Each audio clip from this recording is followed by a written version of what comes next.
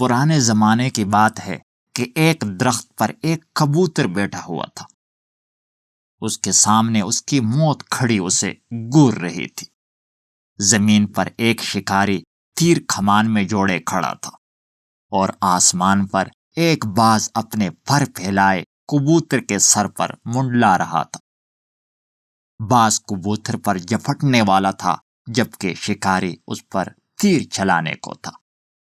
کبوتر بیچارہ جاتا تو کدھر جاتا، اسے زندگی بچنے کی کوئی امید باقی نہ تھی۔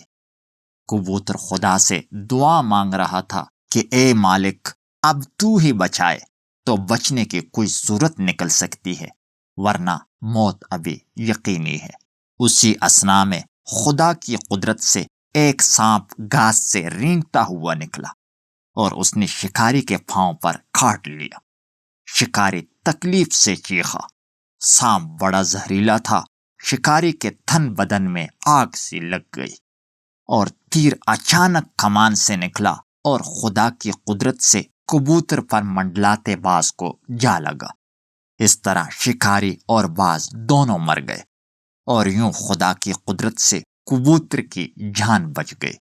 اس حکایت سے ہمیں یہ سبق ملتا ہے کہ زندگی اور موت اللہ تعالیٰ کے ہاتھ میں ہے۔ اس کے علاوہ مصیبت کے وقت صرف اللہ تعالیٰ کی طرف سے ہی رحمت کی امید لگانی چاہیے۔ اگر ویڈیو اچھی لگی ہو تو پلیز چینل کو ضرور سبسکرائب کیجیے گا۔ شکریہ۔